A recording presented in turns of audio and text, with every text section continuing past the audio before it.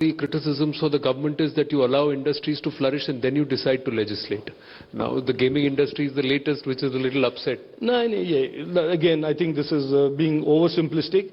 The GST Council's findings is the GST Council. I make an effort to clarify, is not the government of India. The GST Council, as you know, is represented by all the state governments, so it is truly a federal organization, and state governments and state finance ministers and the government of India have come together and created a GST framework.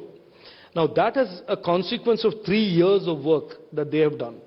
And while we may quibble with what they have found and what they have not done, and the industry seems to be unhappy with it, we have to also recognize that the process of creating a regulatory framework for online gaming is only started in January of 2023.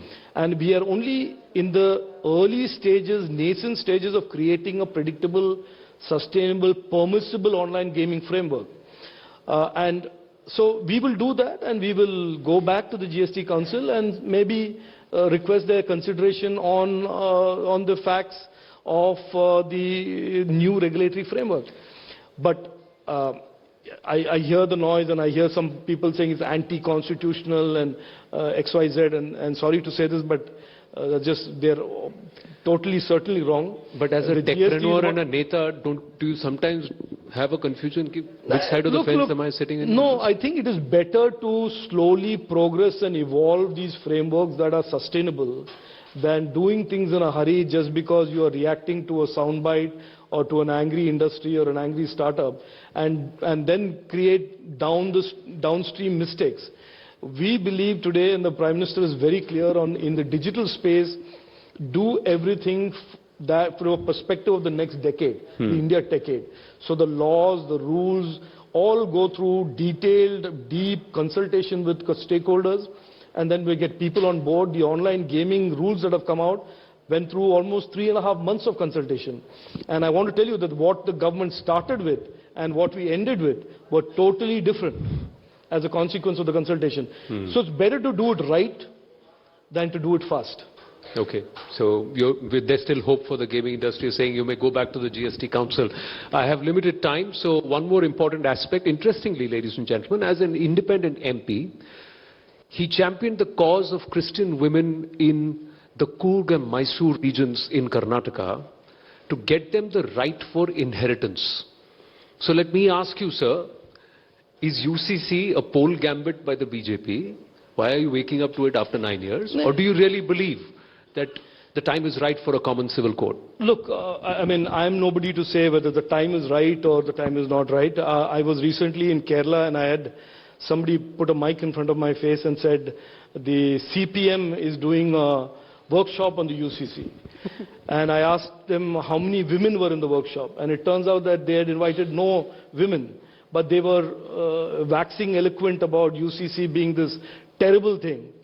What the Honorable Prime Minister said in Bhopal is worth repeating and repeating again, because he said something in the context of Tushtikaran, appeasement. And he asked a question to the country.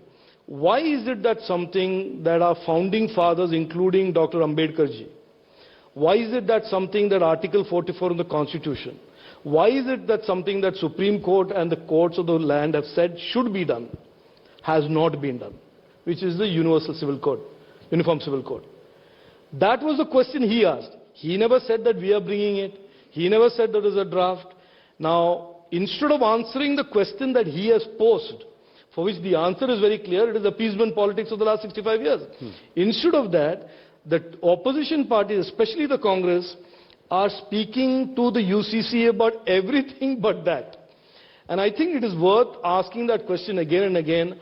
I certainly don't want to give you my views on whether there should be a UCC or not.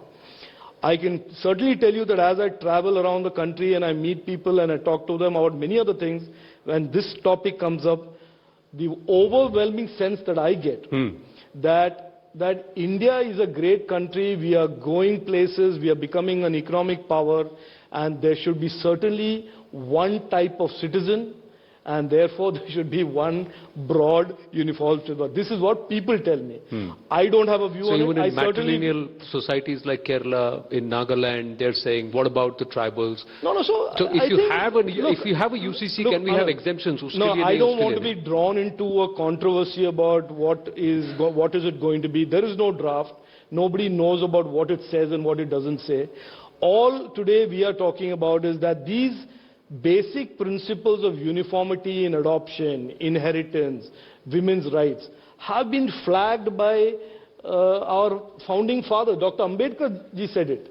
The Supreme Court has said it. The Constitution says it. So the question that has to be asked today is, why have we as a country on the move not done it for the last So years? it's not a poll gambit to break some votes, get the women from certain sections towards the BJP? We don't do anything that is a poll gambit, but I certainly think the conduct of political parties who were in charge of government for the last 65 years, what they did not do is legitimate for any debate and discourse by those now pretending that they should be, they should be sort of considered for a vote in the 2024 elections.